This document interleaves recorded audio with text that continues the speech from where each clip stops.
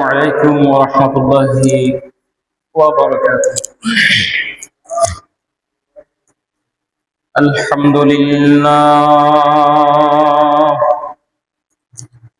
الحمد لله رب العالمين، والصلاة والسلام على رسوله الأمين محمد وعليه وأصحابه أجمعين.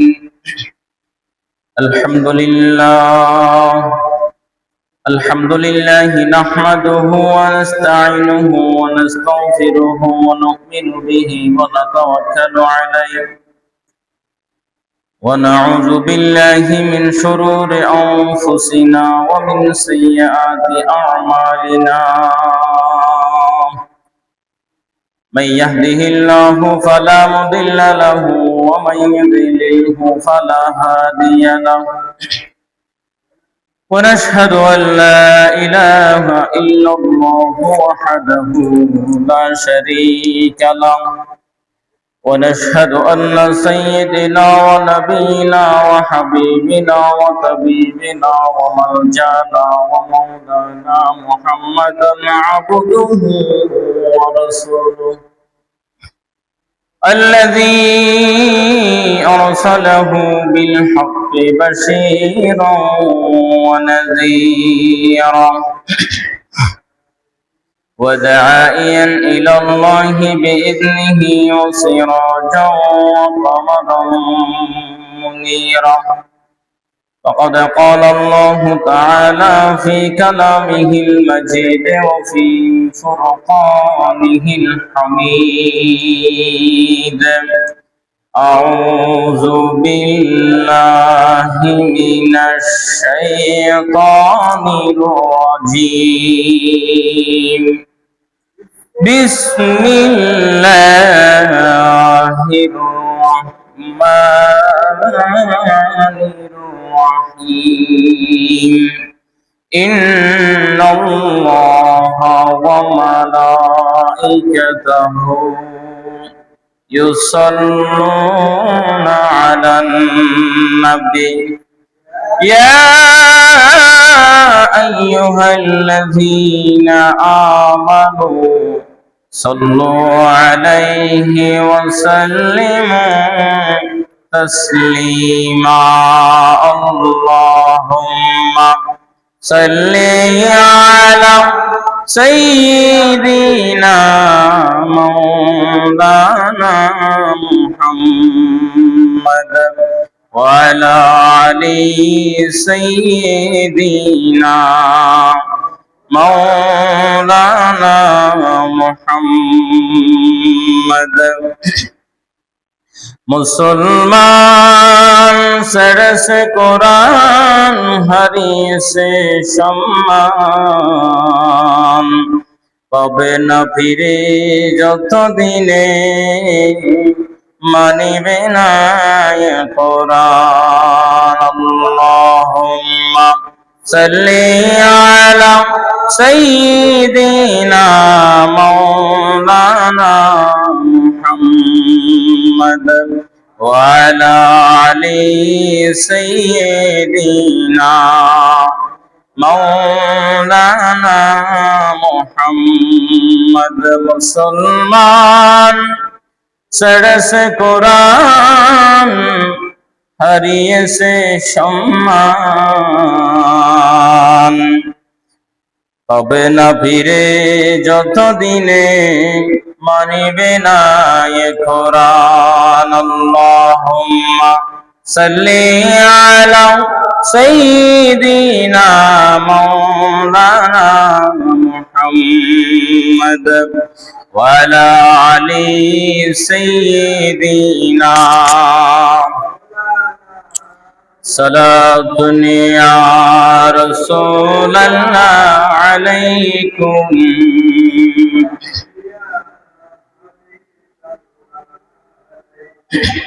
তওয়াঙ্গর বুস্তাই আজ মালেমা ইজ মশুদি আজ হালানি গাফলা।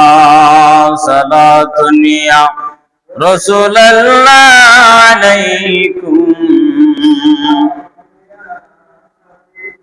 بلغ العلا بكماله كشف الدجى بجماله حسنت جميع صاله صلوا عليه وعليه. أعوذ بالله من الشيطان الرجيم. بسم الله الرحمن الرحيم. إنا عرضنا الأمانة على السماوات والأرض والجبال فأبين أن يحملنها وأشفقن منها وحملها الإنسان إنه كان ظلوما جهولا. صدق الله العظيم وصدق رسوله النبي الحبيب الكريم. قال رسول الله صلى الله عليه وسلم عن ابن عباس رضي الله تعالى عنه إن رب لا طاقة لبي حملها وما فيها من الوعيد أو كما قال النبي عليه الصلاة والسلام. ইমানের পথে অবিচল থেকে আমার মরণ যেন হয়, কোরআনের পথে অবিচল থেকে আমার মরণ যেন হয়। তোমারি কাছে মিনতি আমার, তোমারি কাছে মিনতি আমার, ওগো মহাদয়াময়।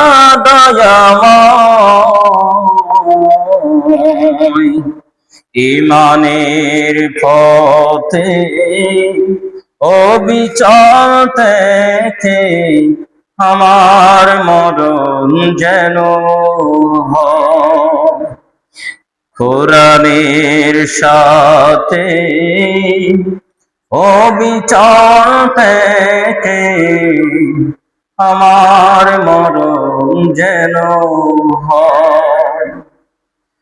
প্রতিদিন মিথ্যের মুখোমুখি হই, বেদে পাশে কেরা করে হই সই। প্রতিদিন মিথ্যের মুখোমুখি হই, বেদের পাশে কেরা করে হই সই। আযাজিলে সে গোমরাহি করে, আযাজিলে সে গোমরাহি করে, করে তোলে সুর মোহময়। ইমানের পথে অবিচল থেকে আমার মরণ যেন হয়, কোরআনের সাথে চলতে চলতে আমার মরণ যেন হয়। নবীজির পথে চলতে চলতে আমার মরণ যেন হয়। আলহামদুলিল্লাহ, সুমা আলহামদুলিল্লাহ, শুকর আদায় করছি আল্লাহ সুবহানাহু ওয়া তাআলা আলিশান দরবারে, যে আল্লাহ রাব্বুল আলামিন আমাদেরকে ভালো রেখে সুস্থ রেখে আনাই কাবার শাখা মসজিদে এসে বসার সুযোগ করে দিয়েছেন। সে আল্লাহ সুবহানাহু ওয়া তাআলা আলিশান দরবারে শুকর আদায় করছি, সবাই করছি আলহামদুলিল্লাহ।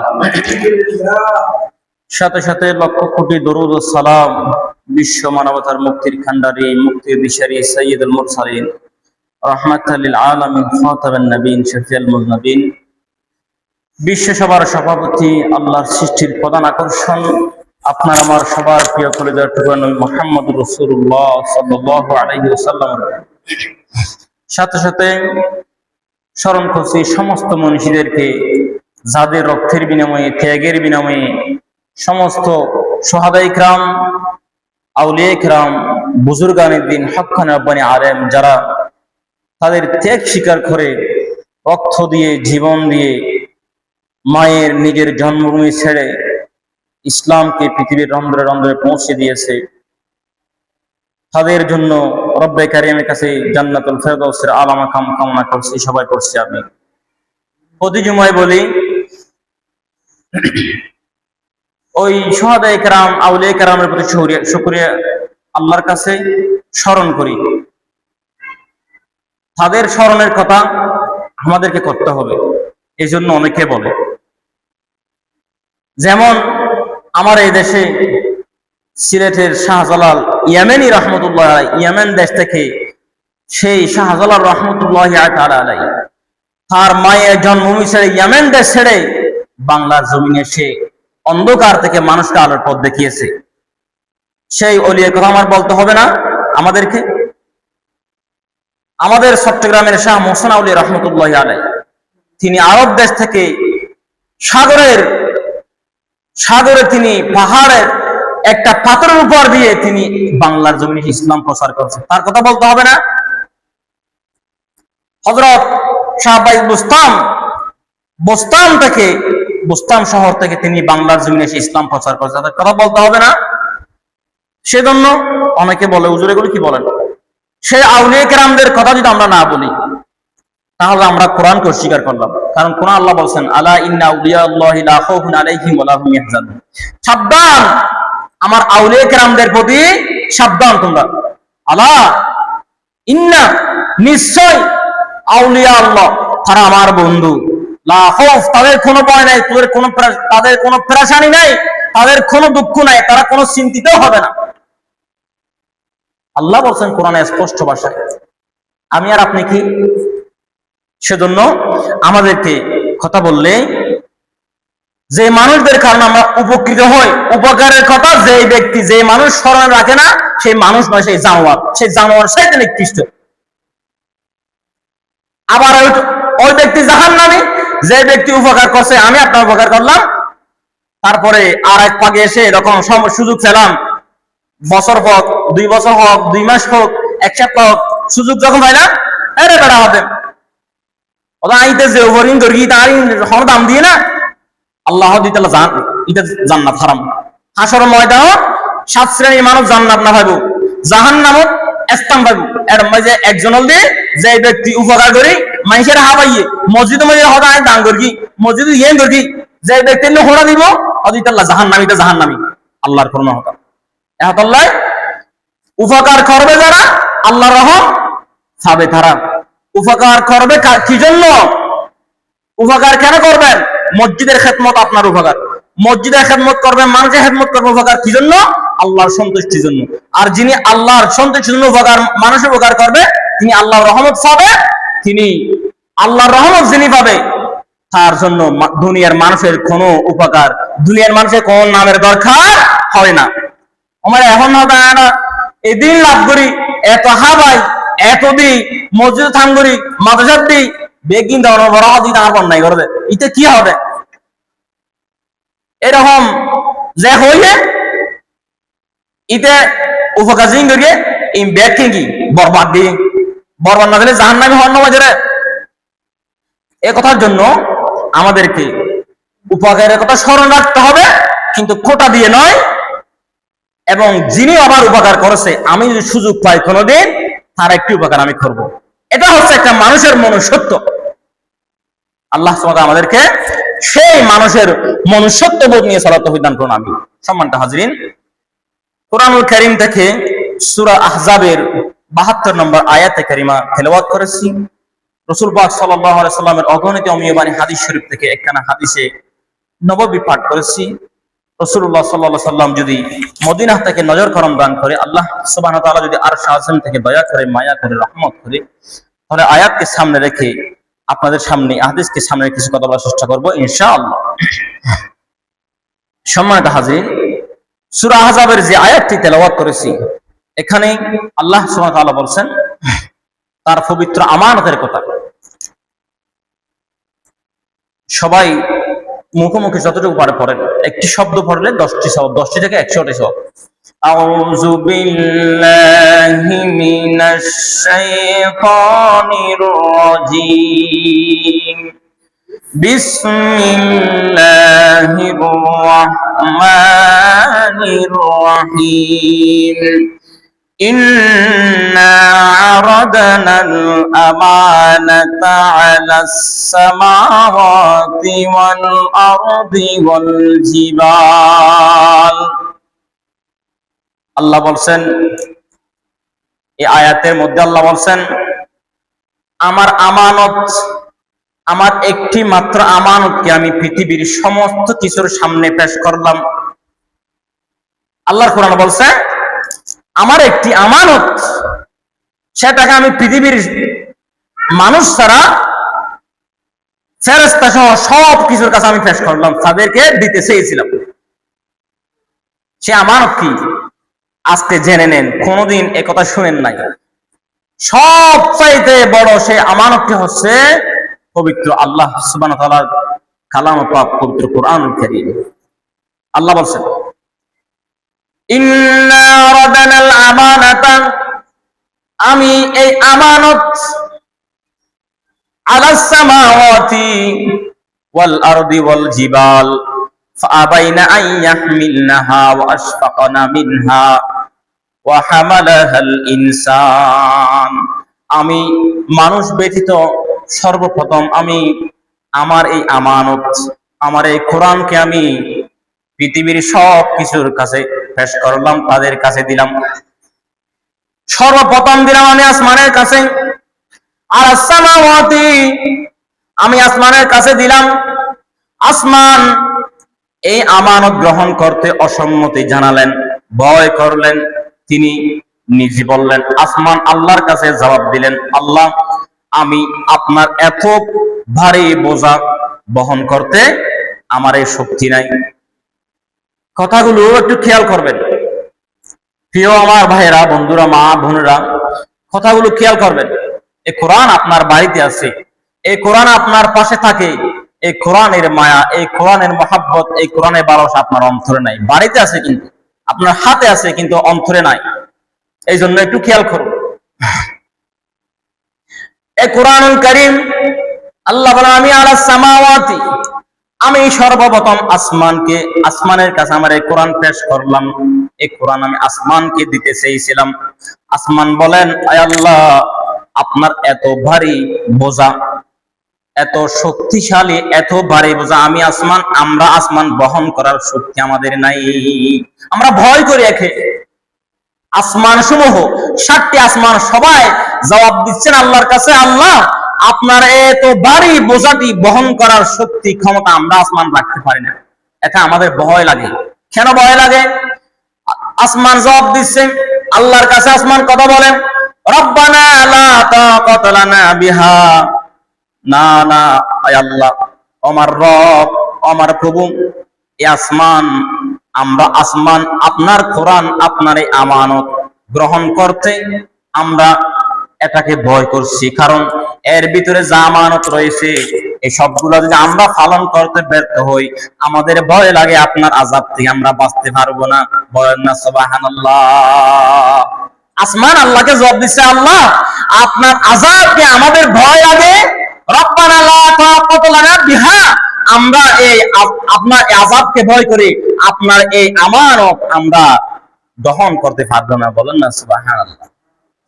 এরপর আল্লাহ জমিনের কাছে আসলেন, জমিনকে বললেন, ও জমিন, আমার এই আমানত তোমরা গ্রহণ করবা কিনা? জমিন বললেন, আল্লাহ আমরা এই আপনার আমানতকে, জমিনে কেউ কথা বলা জবাব দিলেন, অনেকে জুরানি আসতেছে, এখানে লাইন ধরে বসো না। হ্যাঁ,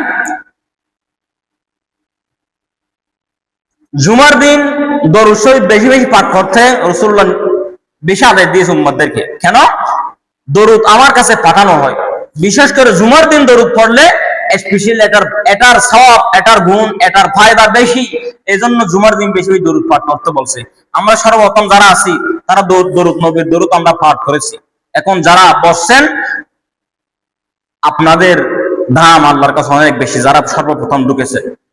জুমার দিনের ফজিলত অনেক। মসজিদে আসলে আদব সহকারে যা কথা হয় সেখান থেকে অন্তত দুই একটি কথা হলো নিতে পারার মতো শুনবেন। আল্লাহ আমাদের সেই তৌফিক দান করেন। আমি একটু জিকির করি, লা ইলাহা লা ইলাহা লা ইলাহা হাসবি রব্বি জাল্লাল্লাহ মা ফি কলবি গায়রুল্লাহ নূর মুহাম্মদ সাল্লাল্লাহ লা ইলাহা লা ইলাহা ইল্লাল্লাহ লা ইলাহা লা ইলাহা ইল্লাল্লাহ লা ইলাহা লা ইলাহা ইল্লাল্লাহ মুহাম্মাদুর রাসূলুল্লাহ। সবাই পড়ুন সাল্লাল্লাহু আলাইহি ওয়াসাল্লাম। বন্ধুরা আমার, বুঝাতে চাইছিলাম এই কোরআন কারীমের কথা। এই কোরআনটি কেন আমি আপনাদের সামনে বারবার কোরআনের কথা বলি? গত জুমায় বলেছিলাম এই কোরআনটি আমরা এই কোরআনকে বুঝতে পারি নাই, কোরআনকে আমরা গ্রহণ করতে পারি নাই, যার কারণে পৃথিবীর মানুষ লাঞ্ছিত, দুঃখিত, নির্যাতিত, নিপীড়িত, অত্যাচারিত। আজ থেকে 700 বছর আগে, 500 বছর আগে পৃথিবীর মানুষ কোরআনকে গ্রহণ করেছিলেন, কোরআনের আদেশ মেনেছিলেন, সারা পৃথিবী মুসলমানরা শাসন করেছিলেন। আজকে কোরআনকে মুসলমানরা ছেড়ে দিয়েছে, কোরআনের থেকে দূরে সরে গিয়েছে। মুসলমানের হাত থেকে ক্ষমতা আল্লাহ ছিনিয়ে নিয়ে ইহুদির দিয়ে মুসলমানরা মার খাচ্ছে, মুসলমানদের শাস্তি হচ্ছে না? সারা পৃথিবীতে মুসলমানরা মার খাচ্ছে কেন? একমাত্র মুসলমানের দোষ, আমরা কোরআনকে ছেড়ে দিয়েছি।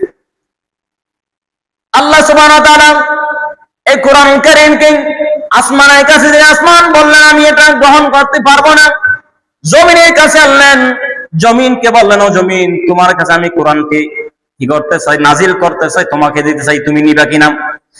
জমিন বললেন ক্বালাতিল আরদ, জমিন জবাব দেন রব্বানা তাকাতা লি বিহামালিহা ওয়া মা ফিহা মিনাল ওয়াঈদ। জমিন বলেন আল্লাহর কাছে রব্বিলা, এ আমার রব, লা অসম্ভব, না না, এই কোরআনকে আমরা জমিন গ্রহণ করতে পারবো না, কারণ এর ভিতরে রয়েছে কঠোর শাস্তির ভয়াবহর কথা। যদি আপনার এই আমানতের ভয়াবহ শাস্তি যেগুলোর কারণ হয়, এই আমানত যদি আমরা রক্ষা করতে না পারি, আয় আল্লাহ আপনার আযাবকে ভয় লাগে, আমরা শাস্তি পাবো। এই জন্য আমরা জমিন আপনার কাছে অসম্মতি জানালাম, এই কোরআনকে আমরা গ্রহণ করতে পারবো না। সুবহানাল্লাহ। কোরআনও কি করলেন?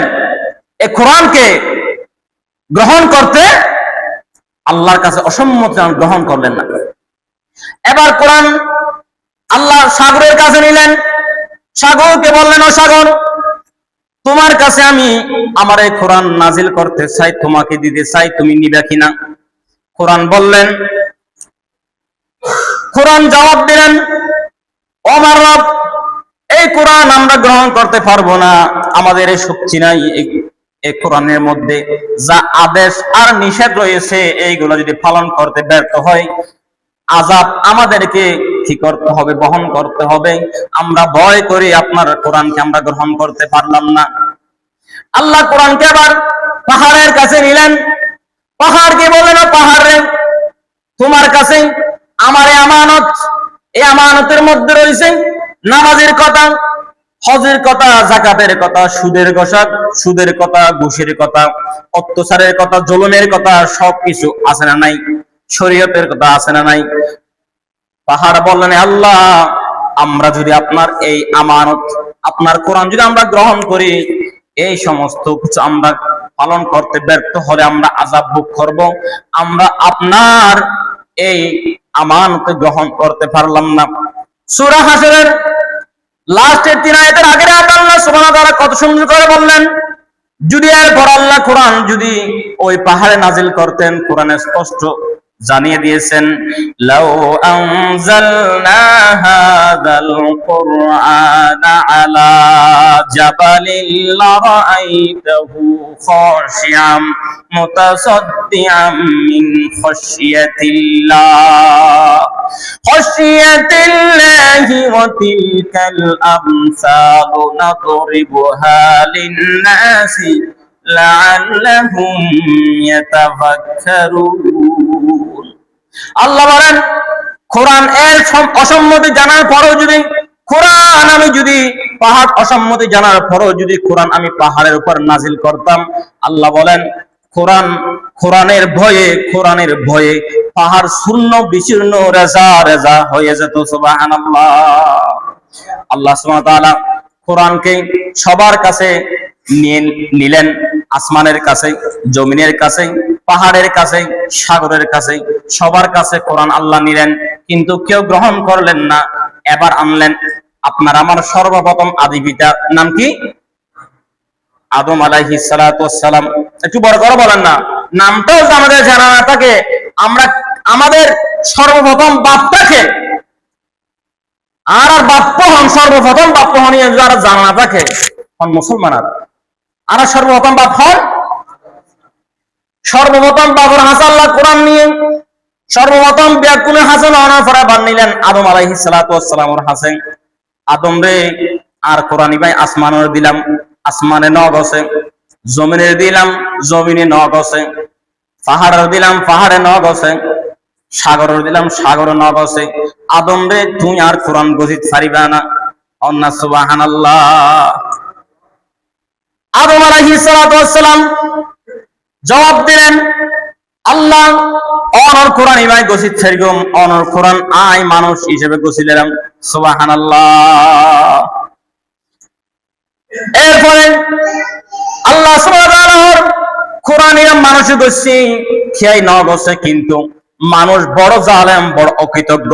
সূরা আহজাবের 72 নম্বর আয়াতের লাস্টের অংশে বলেন, মানুষ কিন্তু কোরআনের গছানোর পরও এই অসম্মতি ন জানানোর পরও লইয়েরও আল্লাহ মুনাফিকি করিব, বড় জালিমাই করিব। আসমানে আল্লাহর আযাবের ভয় করিবি, জমিন আল্লাহর আযাবের ভয় করিবি, পাহাড় আল্লাহর আযাবের ভয় করিবি, সাগর আল্লাহর আযাবের ভয় করিবি। আয়াতুম মাই তুলি দেরি আল্লাহ, কিন্তু মানুষ আর আযাবের ভয় না করে, আর হতাই চিনতে না করে, মানুষ আর কোরআন ইবেরে গ্রহণ করিল। কিন্তু আই জানি আর এই কোরআন গ্রহণ করানোর পরে মানুষ বড় জালিমি করিব, দুনিয়ার জনের পরে আমানতে কিনকে রক্ষা না করিব। এই মানুষে জালিমে জুলেন জিন করি ইন আল্লাহ যে তুমি ১৫০০ বছর আগে কোরআন বর্ণনা করি। এই কোরআনের প্রচার করতে গিয়ে একমাত্র পৃথিবীর মানুষের কাছে লাঞ্ছিত দুঃখিত হয়েছে আলেমরা। এই কোরআনের হক কথা বলতে গিয়ে শহীদ হয়েছেন, কারাগারে 13 বছর বন্দী রয়েছেন কোরআনের পাক আল্লামা দেলোয়ার হোসেন সাইদি। আর কোন কারণ রয়েছিল? একমাত্র এই কোরআনের কথা বলার কারণে জালেমরা তার কণ্ঠকে নিস্তব্ধ করে দিতে চেয়েছিল। 13টি বছর পর্যন্ত কারাগার তাকে বন্দী করে রেখেছিল। আপনারা বলেন আর কোন কারণ আছে? আর একটি কারণ কি কেউ খুঁজে বের করতে পারবেন? তাকে যে রাজাকার বলেছিল, সেই রাজাকার বলার প্রমাণ কি দেখাইতে পারছে? সৈরাজের জালেম পারছিল? একমাত্র তিনি বলেছেন, আমি সাইদের আকর্ষণে আল্লাহ এই মাঠে মানুষ আসে না, একমাত্র আমার আল্লাহর কোরআনের আকর্ষণে মানুষ আসে। সেই কোরআনের কথা বলার, হক কথা বলার কারণে আজকে কিছু আলেম নামের জালেমরাও কি করে? তাকে কাফের বলেছিল, তাকে মুনাফিক বলেছিল, তাকে গালি দিয়েছিল। এখনো সেই আলেম নামের জালেমরা এই কোরআনের রাজ কায়েম হওয়া চায় না। এই জমিন চায়? যদি চাইতো আজকে বড় দুঃখ নিয়ে কথা বলতেছি, এটা কথাটি মনে আসলো। দেখেন, আপনারা সবাই জানেন না, অপূর্ব ফাল কুলাঙ্গার একটা আমার বাংলাদেশের বাসিন্দা অপূর্ব পাল ওই কুলাঙ্গার আমার আল্লাহর কোরআনকে পায়ের তলায় দিয়েছিল। আপনারা দেখেছেন নাই? সোশ্যাল মিডিয়াটা বেশি ভাইরাল হয় নাই? আজকে প্রায় 1 মাস হয়ে গেছে। 1 মাস হয়ে গেছে আল্লাহর কোরআনকে তিনি পায়ের তলায় দিয়েছে, সিঁড়ি ফেলেছে, তার মোবাইলের মধ্যে আমার ভিডিও ধারণ করে রেকর্ড করে ভাইরাল করে দিয়েছে। আচ্ছা বলেন তো, ছোট্ট কাল থেকে দেখছি, ছোট্ট কাল থেকে অন্তরে আল্লামা সাঈদীর ভালোবাসা ছিল, আছে, থাকবে, এটা আল্লাহর হুকুম। কিন্তু হক কথা না বলে যেতে পারি না। যখন আল্লামা সাঈদীর ফাঁসির আদেশ দিয়েছে, রায় দিয়েছে, ঘোষণা দিয়েছে, সারা বাংলাদেশ রাস্তা ব্লক হয়ে যায় নাই? গিয়েছিল তো? অসংখ্য মানুষ শহীদ হয় না, মরে নাই? আচ্ছা, যখন বিএনপির কোন ভারপ্রাপ্ত মহাসচিব বা কোনো কেউ যখন আটক হয়ে যায়, সারা দেশ ব্লক হয়ে যায় নাই? রাস্তাঘাট বন্ধ হয়ে যায় নাই? যখন জামায়াতের কোন নেতা, কোন বড় নেতা যখন আটক হয়ে যায়, নির্যাতন হয়, রাস্তাঘাট ব্লক হয়ে যায় না? বিএনপির কোন নেতা যদি আটক হয়ে যায়, পুলিশে ধরে ফেলে, রাস্তাঘাট ব্লক হয়ে যেতে পারে। আওয়ামী লীগের কোন নেতা নির্যাতিত হয়, রাস্তাঘাট ব্লক হয়ে যেতে পারে। জাতীয় পার্টি কোন নেতা যদি নির্যাতিত হয়, রাস্তাঘাট ব্লক হয়ে যেতে পারে। প্রত্যেক নেতা সরমনের পীরের বিরুদ্ধে কিছু বললে রাস্তাঘাট ব্লক হয়ে যেতে পারে। জাতীয় পার্টির কোন নেতার কিছু হলে, এই যে বিপি নূর ভাইয়ের নূর, তিনি আটক হওয়ার, তিনি নির্যাতিত হওয়ার, মার খাওয়ার পরে রাস্তাঘাট ব্লক হয়ে গেছে, আন্দোলন করেছে, শুরু দেখেছি। আজ পর্যন্ত জামায়াতের নেতা বলেন, বিএনপির নেতা বলেন, জাতীয় পার্টি বলেন, ইসলাম বলেন, হেফাজত ইসলাম বলেন, কোন দলের নেতা কর্মী কি একদিনের জন্য সারা বাংলাদেশে আমার আল্লাহর কোরআন নির্যাতিত কেন হয়েছে রাস্তাঘাট ব্লক করেছে কেউ? কি বলেন? আল্লাহর কোরআন বলা কাল কিয়ামতের ময়দানে, কাল কিয়ামতের ময়দানে সর্বপ্রথম জামাতের প্রত্যেক নেতা, বিএনপির প্রত্যেক নেতা, আওয়ামী লীগের নেতা, আওয়ামী লীগ তোমরা কি মুসলমান নয়? বিএনপি তোমরা কি মুসলমান নয়? ইমান অন্তর নাই? কোন নেতা কি আজ পর্যন্ত তাদের কর্মী নিয়ে রাস্তাঘাট ব্লক করেছে? যতক্ষণ এই উপর প্রফাল কুলাঙ্গারের পাশে হবে না, এতক্ষণ এই রাস্তায় এই দেশের মধ্যে গাড়ি চলবে না। এই কথা কি কোন নেতা, কোন জামাতের, কোন বিএনপির, কোন দলের নেতা বলেছে? কই? আপনাদের বড় বড় নেতা, আপনাদের সর্বোচ্চ দলের নেতা যখন আটক হয়, রাস্তাঘাট ব্লক হয়ে যায়, দেশের মধ্যে কি হয়ে যায়? তোলপাড় সৃষ্টি হয়ে যায়। আমার আল্লাহর কোরআনকে অবমাননা করেছে, শুধুমাত্র একটু করে মিছিল করেছেন, এটাই নাকি আপনার প্রতি কোরআনের ভালোবাসা? এটাই নাকি? কোন দলের নেতা আল্লাহর কোরআনে বলেন, ওয়াকাল রাসূলুল্লাহ ইয়া রাব্বিনা ওয়াকাল রাসূলু ইয়া রাব্বি ইন্নী কওমি ইত্তাখাযু হাযাল কুরআনা মাহজুরা। ও সমস্ত দলের নেতারা, এই আয়াতকে তোমরা মনে রেখো। কিয়ামতের ময়দানে আমার রাসূল দাঁড়িয়ে যাবে, কোরআনটি হাতে নিয়ে দাঁড়িয়ে যাবে, তোমরা কেউ পার পাবে না। কোরআন সাক্ষী দিবে, আল্লাহ আমার ইসলাম ধর্মের মানুষ হয়ে তারা আমাকে গ্রহণ করেছিল, কিন্তু আমার জন্য তারা সঠিক গ্রহণ করতে পারে নাই। আমি কোরআন নির্যাতিত হয়েছি, আমি কোরআন পায়ের তলায় পৃষ্ঠদেহ হয়েছি, কিন্তু তাদের নেতা কর্মীর জন্য যেমন তারা আন্দোলন করছে, আমি কোরআনের জন্য তারা কোনোদিন মন থেকে এমন আন্দোলন করতে পারে নাই। শুধুমাত্র 2-1 নেতা কর্মী নিয়ে, সামনে একটা মাইক নিয়ে, একটা মিডিয়া নিয়ে কোরআনকে কেন অবমাননা করেছে এই বিচার চাই। 1 ঘন্টা 2 ঘন্টা অবরোধ পালন করলেন, এটাই নাকি এই মুসলমানের দেশ, ইসলামের দেশ? এটাই নাকি? এটাই নাকি ইসলাম প্রচার করো তোমরা? কিসের ইসলাম এই দেশে? আমার আল্লাহর কোরআন বারবার অবমাননা হয়, আমার আল্লাহর কোরআন বারবার পৃষ্ঠদেহ হয়, আমার রাসূলকে বারবার অবমাননা করে। আজ পর্যন্ত কোনদিন কোন নেতার মতো করে আন্দোলন করে নাই। আমার আল্লামা সাঈদীর জন্য মানুষ পর্যন্ত, অসংখ্য মানুষ শহীদ হয় নাই? কোরআনের জন্য কেন একজন মানুষ মরতে পারে নাই? কোরআনের জন্য কেন জাতীয় পার্টি বাদ দেন, বিএনপি দলের কেন বাদ দেন, তারা মুসলমান মধ্যে কেউ কেউ পড়ে না? মির্জা ফখরুল মুসলমান নয়, কাফের। এই কাফের গুলো কেন বাদ দেন? আমি তো হেফাজত ইসলাম, আমি তো জামায়াত ইসলাম, আমি তো ইসলামিক দল, আমার পক্ষের, আমার দলের একজন মানুষ কেন আল্লাহর কোরআনের জন্য অবমাননার জন্য শহীদ হয় নাই? তার মানে কি আমরা কোরআনকে, এই কোরআনের রাজ কায়েম করতে পারবো?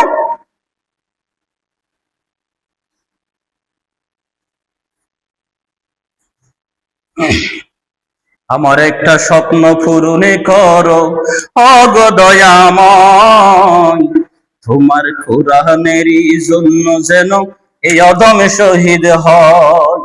যার কাছে, যার অন্তরে শহীদের কামনা বাসনা নাই, আমার নবীজি বলেন তিনি ঈমান নিয়ে মরতে পারবে কিনা সন্দেহ। যার অন্তরে আল্লাহ, আমি আল্লাহর রাস্তায় শহীদ হব, এই কামনা বাসনা যার অন্তরে নাই, তিনি ঈমান নিয়ে মরতে পারবে কিনা সন্দেহ আছে। আমার রাসূল হাদিসে বলছেন। একটু দোষের পড়ুন, আল্লাহুম্মা সাল্লি আলা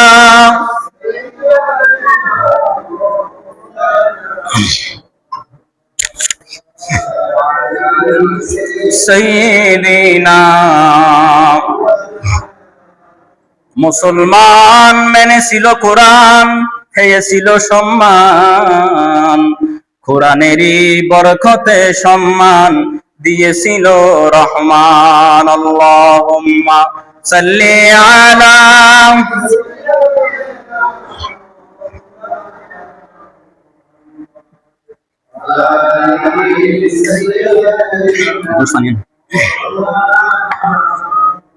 সম্মানিত বন্ধুরা আমার, আমি বোঝাতে চাইছিলাম আজকে 1 মাস হয়ে গেল, 1 মাস হয়ে গেল এই কুলাঙ্গার এখনো বাংলার জমিনে বেঁচে আছে।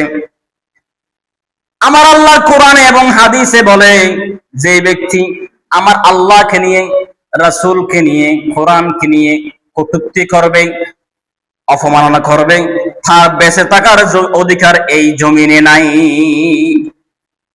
তার বেঁচে থাকার অধিকার এই জমিনে নাই। আল্লাহ বলেন, ও নাফরমানরা, তোমরা যে আমার নাফরমানি করো, আমার সাথে কুফরি করো, আমার সাথে মুনাফিকি করো, তোমরা যদি আমার হুকুম পালন করতে না পারো, আমার জমিন থেকে বের হয়ে যাও, আমার আসমান থেকে বের হয়ে যাও। এরপর পরে আল্লাহ আয়াতটির পর অংশ বলছেন, আর তোমরা তো পারবে না আমার জমিন থেকে বের হতে, পৃথিবীর যেখানে যাও আমার আসমান আমার জমিন। সুবহানাল্লাহ। তো এই জমিনে বেঁচে থেকে তার কোনো অধিকার নাই আমার আল্লাহর। আমার আল্লাহর জমিনে এই কুলাঙ্গারের যতক্ষণ শাস্তি না হয়, এতক্ষণ আমি নগণ্য অযোগ্য গুনাহগার গোলাম মনে করি ইসলামিক দলের মানুষ যদি আমি হয়ে থাকি, আমি যদি ইসলামিক দলের নেতা হয়ে থাকি, আমার উচিত ছিল যতক্ষণ এই অপূর্বভাল কুলাঙ্গারের শাস্তি না হয়, এতক্ষণ পর্যন্ত এই জমিনে রাস্তাঘাট বন্ধ থাকবে, এই ঘোষণা আমার দেওয়া দরকার ছিল। আমরা যদি এই ঘোষণা দিতে না পারি, কিসের কোরআন প্রেমিক আমরা, কিসের নবী প্রেমিক? এই কোরআনকে তিনি পায়ের তলায় দিয়েছে, তিনি মনে করেছে কোরআনকে নিভিয়ে দিতে পারবে। কোরআনকে নিভিয়ে দেওয়ার জন্য আবু জাহেল, আবু লাহাব, উতবা, শাইবা, মুগীর, আবুল মুখতারি তারা সবাই চেষ্টা করেছিল। আমার নবীজিকে তারা সবাই অপমান করত। কোরআন আল্লাহর পক্ষ থেকে আসলে, কোরআন পড়লে সবাই বলতো মুহাম্মাদের দরবারে কেউ যাবে না কোরআন শোনার জন্য, মুহাম্মাদের দরবারে কেউ যাবে না কোরআন শোনার জন্য। এখন আবু জাহেল বলে, আজকে থেকে মুহাম্মাদ দরবারে যে যাবে তার মাথা দেহ থেকে আলাদা করে দেব। ও আচ্ছা। আবু জাহেল বলে, আমিও যাবো না, তোমরা কেউ যেতে পারবে না। গভীর রাত যখন হয়ে যায়, আমার নবী যখন আল্লাহর কালাম যখন পড়া শুরু করে দেয়, আবু জাহেল বাড়ি থেকে কেউ না জানে মতে তিনি কি করে, চুরি করে আমার নবীজির দরবারে, আমার নবীর বাড়িতে এসে যায়। ঘরের কোনায় বসে বসে সারা রাত আর ঘুমায় না, আমার রাসূল কোরআন তেলাওয়াত করলে আবু জাহেল শুনতে থাকে। আরেক কোনায় আবু জাহেল, আবু লাহাব আসেন, আরেক কোনায় উতবা আসেন, আরেক কোনায় শাইবা আসেন, আরেক পাশে আবু মুগীর, আবুল মুখতারি তারা আসে। এক একজন কাফিরের বড় বড় লিডার সবাই আসে, কেউ কিন্তু জানে না। একদিন হঠাৎ করে আবু জাহেল বের হয়ে গেলেন, দেখলেন কিরে তোমাদেরকে বলছিলেন এখানে আসতে? আবু জাহেল বলে, তোমাদেরকে আমি বান করছিলাম না, তোমাদেরকে বলছিলাম না মুহাম্মদ দরবার কেউ আসবে না? আমাদেরকে তো বলছিলে তুমি মুহাম্মাদের দরবারে না আসার জন্য, কোরআন তেলাওয়াত কেউ শুনলে ঈমান বেড়ে যায়। কুলুবুহুম ওয়া ইযা তুলিয়াত আলাইহিম আয়াতুহু যাদাতহুম ঈমানা। ঈমানদার বলে তাকে যিনি কোরআন শোনার পরে অন্তরটা তার আল্লাহর প্রেমে বিভোর হয়ে যায়। কোরআনের কথা শোনার পরে, কোরআনের আয়াত শোনার পরে, কোরআন তেলাওয়াত শোনার পরে, কোরআনের ব্যাখ্যা শোনার পরে তার অন্তরে কোরআনের প্রেমে মুগ্ধ হয়ে যায়, আল্লাহ এবং রাসূলকে তিনি ভালোবাসতে শুরু করে, তার ঈমান আরো বেড়ে যায় কোরআন তেলাওয়াত শোনার পরে। আর আল্লাহ বলেন তারাই হচ্ছে ঈমানদার কোরআন বলছে। এভাবে করে আবু জাহেল, আবু লাহাব, উতবা, শাইবা, মুগীরা, আবুল মুখতারি কাফেরের লিডারগণ সবাই কোরআন শোনার জন্য গভীর রাত্রে, কেউ যেন না জানে, একজন আরেকজন যেন না জানতে পারে, চুরি করে এসে এসে আমার নবীজির দরবারে বাড়িতে এসে কোরআন শুনতেন। সেই কোরআন, আচ্ছা এবার বলেন তো, কোরআন বন্ধ করতে চেয়েছিলেন কে? আবু জাহেল। আবু জাহেল কোরআন বন্ধ করতে চেয়েছে, আবার আবু জাহেল নিজে এসে কোরআন শুনে। আল্লাহ বলছেন কি? وقال نوح رب لا تذرني على الأرض من الكافرين ديارا। কোরআন বন্ধ করার জন্য কাফেররা ষড়যন্ত্র করবে। ও নবী, তারা ষড়যন্ত্র করতে পারে, কিন্তু আমি আল্লাহর কৌশল বড় কৌশল। ওয়ামাকারু ওয়ামাকাল্লাহ, তারা কত কৌশল করবে, তারা কত মক্করবাজি করবে, কৌশল অবলম্বন করবে। আল্লাহু খায়রুল মাকিরিন, তাদের সমস্ত কৌশলের মধ্যে আমি আল্লাহর কৌশল। ইসলামকে নিভিয়ে দেওয়ার জন্য বাংলাদেশ স্বৈরাচারী জালেম শাসক কত কিছু যে প্ল্যান করেছে, আপনাদের কি কারো অজানা আছে? একজন মানুষ একটা পদ পর্যন্ত, আমার স্বৈরাচারী জালেম শাসক যিনি ছিল, তিনি একটা পদ, মানে প্রধানমন্ত্রীর পদ থেকে শুরু করে এমপি, মন্ত্রী, চেয়ারম্যান, মেম্বার, চৌকিদার যা আছে প্রত্যেকটা পদে তার মানুষ বসাই নাই। ওমাকার ওমাকার আল্লাহ, তারা কত যে কৌশল অবলম্বন করেছে জানো। প্রত্যেকটি পদের মধ্যে তার মানুষ থাকলে তো কোনো কেউ আর শক্তি পাবে না, কোনো কেউ বেজাল করতে পারবে না, কোনো কেউ কোনো কথা বলে সুযোগ পাবে না। প্রত্যেক পদে তার শক্তি কি হয়ে যাবে, অটুট থাকবে। প্রত্যেক পদ তার শক্তি তিনি যোগান করে ফেলেছেন। এবার তিনি মনে করেছে, আমি যখন আমার প্রত্যেক পদে পদে কি করেছি, কৌশল অবলম্বন করে ফেলেছি, আর এবার আর কোন দল আমার ক্ষমতা থেকে নামাইতে পারবে না। এবার আমার মন যা চায় তা শুরু করে দিই। এবার শুরু করে দিল কোরআনের বিরুদ্ধে, যা মন চায়, হাদিসের বিরুদ্ধে। কোন কেউ যদি কোরআনের বিরুদ্ধে বলে তার বিচার নাই, বাংলার জমিনে তাফসীর মাহফিল হলে তার বিচার হয়। শুরু করে দেয় নাই, শুরু করে দিয়েছে। চলতে চলতে তার কৌশল, তার অবলম্বন চলতে আছে।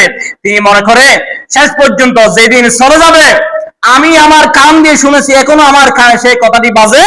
তিনি বলেছিল, যদি বেশি মক্করবাজি করো, বেশি বাড়াবাড়ি করো, আমি ফানি পর্যন্ত বন্ধ করে দেব। বলেন না নাউজুবিল্লাহ, বলবেন না? আল্লাহ সূরা মুলুকের লাস্টের আয়াতে বলছেন, ফামাইয়াতিকুম গৌরান ফামাইয়াতিকুম বিমাইন মাইন। ও দুনিয়ার মানুষ, তোমরা এমন কে আছো? গৌরান, আমি যদি ফানি, আমার ফানি, ফানি আল্লাহ কার? আল্লাহ। আমার ফানি যদি আমি জমিন থেকে একেবারে অতল গহ্বর নিয়ে যাই, কে আছে আমার সেই অতল গহ্বর থেকে ফানি আনার জন্য? সুবহানাল্লাহ বলবেন না? সুবহানাল্লাহ বারবার যত বেশি বলবেন এত বেশি আপনার লাভ। সেদিকে যেতে চাই না। অর্থাৎ একবার সুবহানাল্লাহ বলছেন, আসমান থেকে জমিন আপনার জন্য সবে আমলে ভরপুর হয়ে গেছে। আল্লাহ বলছেন কি, ফামাইয়াতিকুম গৌরান ফামাইয়াতিকুম বিমাইন মাইন। মা অর্থ ফানি। আমার এই ফানি, আমার এই নিয়ামত অতল গহ্বর সাত ফাদারের নিচে চলে যায়, সাত পাবক জমির নিচে চলে যায়, আমি নিয়ে নিই, সেখান থেকে পানি আনতে পারবা তোমরা এমন কেউ কি আসো? আল্লাহ সূরা মুলুকের মধ্যে বলছে আল্লাহ। তাহলে এবার দেখেন এই আয়াত আল্লাহ বলছেন, এই জালেম স্বৈরাচারী শাসক, আমি শুনেছি কানে বাজে, তিনি বলেছিল কি, আমার সাথে বেশি বাড়াবাড়ি করলে আমি পানি পর্যন্ত বন্ধ করে দেবো। ওই ওয়াসার পানি কতগুলো দেয় না সরকারি কিছু, এগুলো বন্ধ করে দেবে। এই পানিগুলো তার বাপ দিনে বানানো পানি, কিন্তু তিনি বলছেন কি, আমি পানি বন্ধ করে দেব। তাহলে কৌশল করতে করতে করতে কত পর্যন্ত কৌশল করেছে তিনি। আসলে এমন কৌশল তিনি করেছিল, ও মাকার ও মাকা আল্লাহ, আল্লাহ সুবহানাহু ওয়া তাআলা কেমন কৌশল, তিনি কতটুকু পর্যন্ত কৌশল করেছে, এমন বাংলার এমন কোন মানুষ নাই যে যার অন্তরে ছিল এই জালেম স্বৈরাচারী যাবে। আপনার অন্তরে ছিল? আপনার অন্তরে ছিল? আমার অন্তরে ছিল না, কিন্তু কোরআনের দিকে তাকার আবার ছিল। সর্বসত্ত্বে দেখলে, সামদার সাথে দেখলে তিনি যে আর যাবেন এই বাংলার জমিন থেকে, তিনি একটা রাজতন্ত্র কায়েম করবে, স্বৈরাচারী মুলুকের কায়েম করবে, এই আশা তিনি করেছিল। কিন্তু আল্লাহ বলছেন কি, আল্লাহু খায়রুল মাকিরিন, তুমি কত মক্করবাজি করবা, তুমি কত কৌশল অবলম্বন করবা, আমি আল্লাহ ভালো জানি তোমার কৌশল করতে করতে করতে যেখানে তোমার কৌশল শেষ, আল্লাহু খায়রুল মাকিরিন, আমি আল্লাহর কৌশল সেখানেই শুরু করে দিই। আমি আল্লাহর কৌশল কত উত্তম তুমি তো জানো না। তোমার কৌশল যেখানে শেষ, তোমার ক্ষমতা যেখানে শেষ, তোমার মক্করবাজি যেখানে শেষ, সেখানে আমি আল্লাহর কৌশল, আমি আল্লাহর ক্ষমতা আমি শুরু করি। আমি এতক্ষণ তোমাকে ধরি না, ধরে ধরে ধরে না, ধরলে আল্লাহ ছাড়ে না। আপনাকে আল্লাহ ছাড় দিয়েছে, কতদিন পরে আপনি গুনাহ করতে পারেন, যদি ফিরে না আসেন এমন গজব, এমন আযাব আপনাকে দিবে, ইন্না আযাবি রাব্বিকা লাশাদীদ, তখন আর সেই আযাব, সেই গজব সহ্য করার ক্ষমতা আর আপনার থাকবে না। সেজন্য সম্মানিত আমার প্রিয় ভাইরা, প্রিয় বন্ধুরা, কেউ ক্ষমতার লোভে, কেউ আমি আওয়ামী লীগ ছিলাম, কেউ বিএনপি ছিলাম, কেউ জামাত ছিলাম, এক একজনের এক এক মন মানসিকতা নিয়ে বিভিন্ন রকমের খান্ডবিন্ড করতেছেন। আপনারা দেখতেছেন না, মানুষের মৌত আধা ঘন্টা আগে, 30 মিনিট আগে আমার সাথে কথা বলেছিল, 30 মিনিট পরে শুনি আরেকটা আমার ভাই, এই যে গত 7 দিন আগে মারা গেল, বাজার থেকে তিনি বাজার দিয়ে বাড়িতে গেল, বাড়িতে ঢুকার সময় তিনি আর হেলো না, মারা গেলেন। এই মওতের কথা একটু চিন্তা করুন, আপনারও তো মওত আসতে পারে। এভাবে আপনি কি বলতে পারবেন আপনি এখন আজকে বাজার যাবেন, সেখান থেকে আসবেন, তো আপনার এই মৃত্যুর কথা আপনি কেন একটু পাবেন না? আপনার একটু কেন আপনার মনে, আপনার মস্তিষ্কে এই মৃত্যুর কথা আসে না কেন? কি হয়েছে? কেন এত অন্ধ হয়ে গেছি দুনিয়ার লোভে? দুনিয়ার লোভে কেন এত অন্ধ হয়ে গেছি আমরা? এই দুনিয়া হচ্ছে ওমাল হায়াতুদ দুনিয়া ইল্লা মাতাউল গুরুর, এটা একটা দুকার সামগ্রী। দুকার সামগ্রী বুঝেন? একটা বরফ, আইসক্রিমের পেটিতে একটা বরফ নেবেন হাতে, বরফটা নিয়ে পেটির পাশ থেকে আস্তে আস্তে বাড়িতে আসতেন, বরফ কি হয়ে গেছে? পানি হয়ে গেছে, গলে গেছে। এই পৃথিবীটা হচ্ছে দুকার একটি সামগ্রী। এখানে আপনি মনে করতেছেন আমি অনেক কিছু করব, না, অনেক কিছু করতে করতে করা আরম্ভ করছেন, অনেক কিছু আছে, আপনার জমি জামা আছে, আপনি চলে যাবেন হুট করে, তারপরে আর সেই কিছু আপনার কাছে আসবে না। তারপরে আমার মসজিদের চতুর্পাশে আমার মা বোনেরা যেভাবে আপনারা পর্দার অশালীনভাবে চলেন, অনেকবার সতর্ক করেছি আপনাদেরকে, অনেকবার সতর্ক করেছি। আমি গত পরশুদিন দেখতেছি আমার এক নামাজি ভাই নামাজ পড়তে আসতেছে, নামাজ পড়িবেন আইয়ের মসজিদের একজন 5 ওয়াক্ত নামাজি, এক মাইফ এমন ভাবে অশালীন ব্যবহার করে একজন আরেকজনের, জিগিন মুকুদি হলে ইমান যাইব। মসজিদের পাশে জিন ঘর আছে, ইন তো সাবধান থাকুন তার হাত। মসজিদ মসজিদ আল্লাহর ঘর, ইন তোর বাড়ি মনে করস বেপরদা অশ্লীল চলবি, অনেকবার সাবধান করি। মুকুদি এরকম অনাবাসায় ননিভান শব্দ, বেহাই শব্দ ননিভান, একজন মুসল্লির সময় আল্লাহ করে তুই হন বেয়াদব। একজন মুসল্লি আল্লাহ সম্মান করে, মসজিদে বালু বলে মসজিদ বাজিরে বালু গুণ আল্লাহ প্রার্থনা, আল্লাহ এই ব্যক্তিরে অনেক রহমত দান করুন। যতক্ষণ বলে ভালো গুণ খোয়ালত ভাজি থাকে, এতক্ষণ আল্লাহর কাছে রহমতের প্রার্থনা, আল্লাহ এই বান্দার প্রতি অনেক রহমত করুন। বালুর হন ফারান আছে না, বালুর ফারান আছে না, এই বালু মসজিদ বাজুন ফারান খুলে যায়, এই মুসল্লির আল্লাহ সম্মান করে। তুই হন বেয়াদব, অসম্মান করেন না, মুসল্লি দিলে নিচে যাবি গে, এমনিকে যাবি গে, তোর ব্যাপারটা তোর ঘরের ভিতরে, উজুর সাম্মান নয়। সম্মানিত হাজিরিন, সম্মানিত মা বোন, আর হরফ দেখিলে নামাজের হতা হই, আর হরফ দেখিলে ফরদার হতা হই, হকভাবে জেহাদের হতা হই, নামাজের হতা হই, সুদূর হতা হই, বুঝুর হতা হয়, এটা হরফ ইয়ের কিছু আসে না যায়, ইন কিছু আইয়ে না যায়। কিন্তু একখান হতা মনে রাখিবে অন্যান আল্লাহ তোর ভালো লাগে ইন হরনের হারান গার কিয়া নাস্তা কিয়া দিবি না, আরে তুই জাহান্নামে যাবি দি, তুই বেফারদা মহিলা জাহান্নামে যাবি দি, তুই মহিলার লাই উগ্গমাই ফজতে মরে যাবে ফাসকান হব দে। তুমি খেয়াল কর নসিন নে মর পরে 3 ঘন্টা মাই পরে ফাসকান হব দে ছিলে তুমি ফরদার বিষয় খেয়াল কর নসিন ফাস ফরদার ভিতর মাই ফটো তা করব মত কাফনি ফাসকান মাই পরে খিললে ফরাই। সম্মানিত হাজিরিন, প্রিয় মা বোন কল যারা মন কষ্ট হয় না, কিন্তু নিজের নিজে চিন্তা করি এই দুনিয়া তুই জাগ ধরবে দিয়েন মাথাত রাখি। আর সময় পেয়ে মুরব্বিয়ল আর অনেক মুরব্বিয়ল আর বাফল এখনো পর্যন্ত দাঁড়িয়ে রাখেন না পারেন। যারা দাঁড়িয়ে না রাখে, যারা দাঁড়িয়ে কি করে বেলায় ছাড়ি বেলায়, তারা 24 ঘন্টা যতক্ষণ পর্যন্ত মদ নয় এতক্ষণ তার আমল নামার গুণ উড়ে থাকবে। আর আর বয়স হবে 60 বছর 50 বছর বাপ আর কি আবার দুনিয়া আর গি মাইফ দিবে। আরে এত চিরং তামাশার হারনা দাঁড়িয়ে ছাড়ি গেলে তো দাঁড়িয়ে রাখিলে যতক্ষণ লাগে এতক্ষণ সব দাঁড়িয়ে থাকার হারণে সবর আমল নামা হইলে বাড়ি হইতে পারেন না। সুবহানাল্লাহ। দাঁড়িয়ে থাকার হারণ বলে আর রাসূল হাদিসে লেখে দেন যে জাকাত যাইলে গুনাহ এর সব লেখা পাইবো, আর দাঁড়িয়ে আসি মিলে হানায় কাওয়ার গিলেফিন ধরে হা দিল সব গুনাহ লেখা পাইবো। এই লেখান বিষয় দাঁড়িয়ে আর দাঁড়িয়ে লাহাইর নিয়ম দিয়ে এক মুষ্টি যারাতন লম্বা অবু ইতারা এক মুষ্টি দাঁড়িয়ে লাহাম ভরব, এক মুষ্টি বাইরে যাইলে দাঁড়িয়ে কি করিবান সারি খারিবান, কিন্তু দাঁড়িয়ে লাখিলে লাখার মতো করে লাখিবান। এই দাঁড়ির ফজিলত অনেক অনেক অনেক বেশি বর্ণনা করি শেষ করিলে পাইতাম অনেক বেশি এহাতাল্লাহ। দাঁড়িয়ে লাখিলে দাঁড়ির ফজিলত দাঁড়ির লাভ বহুত বেশি এবং মর্যাদা লাভও বেশি।